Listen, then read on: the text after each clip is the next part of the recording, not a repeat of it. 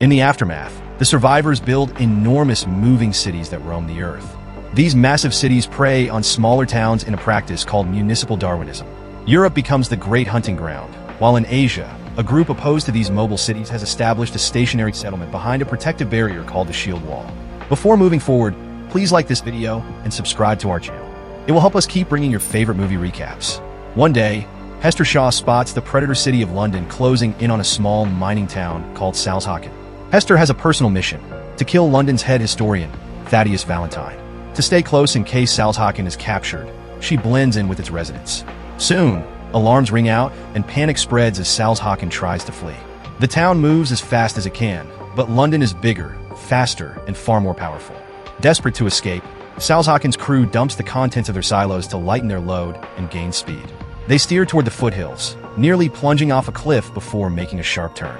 But the sudden movement damages the town, causing it to lose parts, including a wheel. London takes advantage, firing harpoons to reel in Salzhaken and ultimately devour it. Inside, the defeated citizens of Salzhaken are ordered to surrender any old technology they possess. Meanwhile, in London, Thaddeus Valentine's daughter, Catherine, waits at the London Museum. This is where ancient technology, like smartphones and toasters, is displayed as relics of the past. She's waiting for Tom, a historian apprentice, who, as usual, is running late. During the chase, Tom dashes through the bustling city and finally makes it to the museum, where he and Catherine investigate artifacts from the 60-minute war. Tom shows Catherine a machine he built from old parts. Using it, he plays a video of a terrifying weapon called Medusa, which destroyed entire cities. To stop it, the ancients created a crash drive to deactivate the weapon. Tom has noticed pieces of the crash drive have gone missing, but his superiors brushed off his concerns. Taking matters into his own hands, he built a secret compartment requiring a password to store weapons-grade technology. As he shows Catherine the hidden tech, they remain unaware that another apprentice, Herbert, is secretly spying on them. Tom is determined to get rid of something dangerous forever by tossing it into the swamp, ensuring no one can use it to cause harm again. After leaving the office with Catherine, Herbert tells Tom he's being demoted to work in the lower levels. Herbert knows Tom won't make it in time and expects him to fail, leading to his firing. But Catherine steps in and promises to help Tom get there quickly. Using her VIP pass, she takes him through the special elevators. During their journey, Tom explains his mission. He needs to retrieve any old relics discarded by new arrivals and save them for the museum. If he doesn't act fast, workers will toss the relics into the trash, and later they'll be burned as fuel. When they arrive at the lower levels, the new arrivals from Salzhaken are being processed, and any weapons are confiscated. Hester, however, sneaks through undetected by hiding her knife in her sleeve. Meanwhile, Tom makes it to the bins and starts collecting old tech like toasters, earning praise from Thaddeus, who arrives shortly after.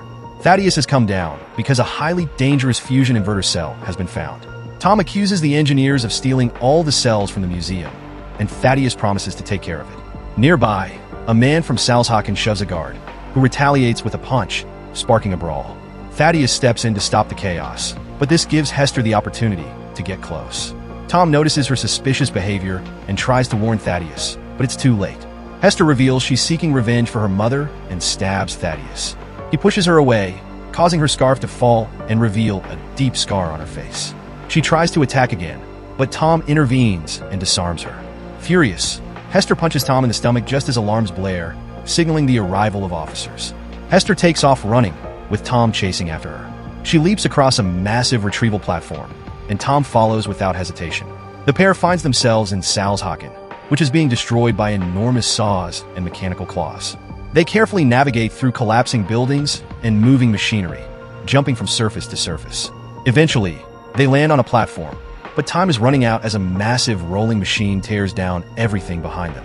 They have no choice but to keep running. Hester slips through a door and quickly shuts it behind her, forcing Tom to push harder to get through. The chase resumes on the other side, but Hester is forced to change course when she spots Thaddeus closing in on her too. Fearing capture, she leaps over the railing of the garbage disposal. Tom grabs her wrist just in time, trying to save her. Hester looks him in the eye and tells him to ask Thaddeus about her scar and her dead mother. Then, she makes him let go and falls. When Thaddeus arrives moments later, Tom repeats what Hester said. Without hesitation, Thaddeus shoves Tom, making him fall too.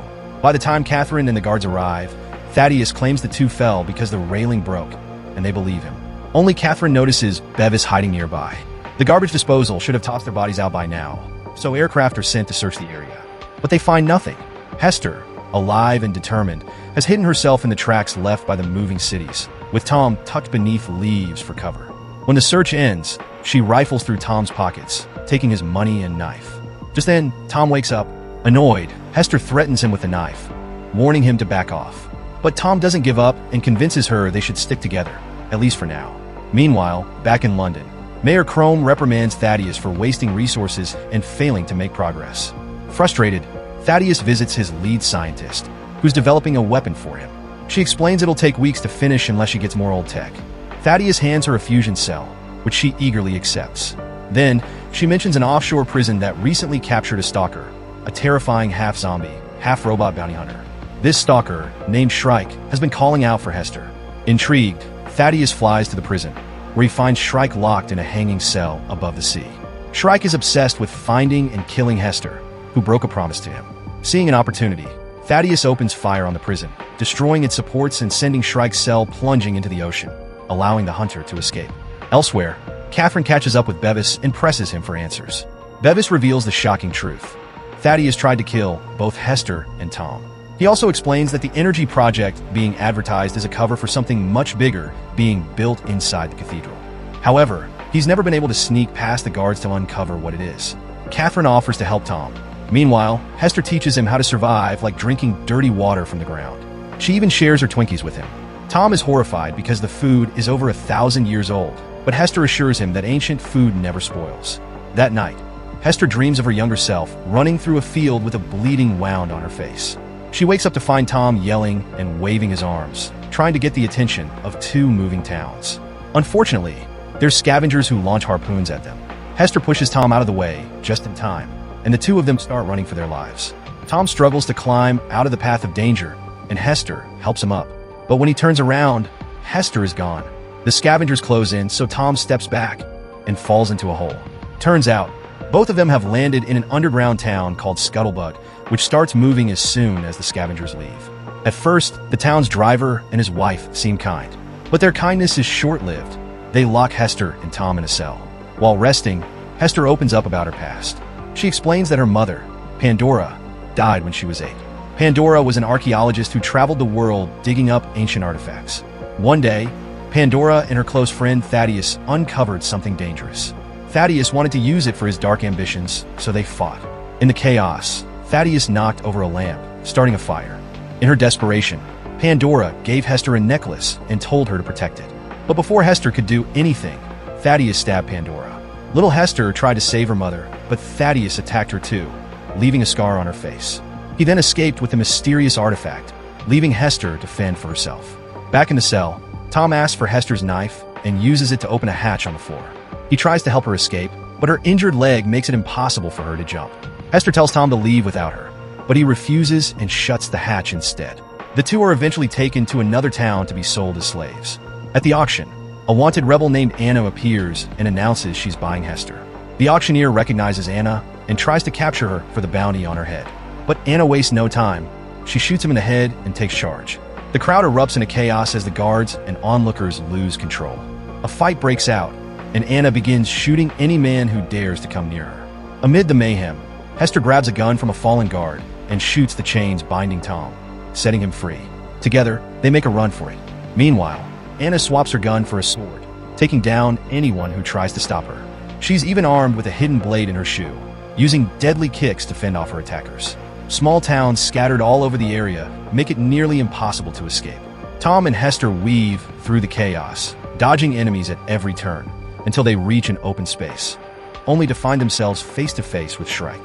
With no other options, they start climbing onto a massive town wheel, jumping between the spinning gears until they land on a platform. But Shrike quickly catches up, trapping them. Before Shrike can attack, Anna swoops in with her aircraft and shoots him down. Hester scrambles aboard the aircraft, but Anna shows no interest in rescuing Tom. Determined not to abandon him, Hester throws down a rope for him to climb. As Tom ascends, Shrike grabs the rope too, pulling with terrifying strength. Anna hands Hester a blade and orders her to cut the rope. Instead, Hester tosses it to Tom, who slashes the rope below him, leaving Shrike behind. Once they're safely in the air, Anna switches the aircraft to autopilot and tends to Hester's wounds. She reveals that she once knew Pandora, Hester's mother, and has been searching for Hester ever since Pandora's death. Anna is shocked that Hester survived on her own for so long. Tom realizes the truth. Shrike raised her.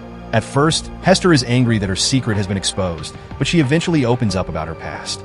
After her mother's death, Hester wandered aimlessly through the swamps until she collapsed. Shrike found her, took her in, and even kept her necklace. Inside Shrike's eerie vehicle, he collected creepy dolls, which Hester believed was his way of trying to remember his humanity.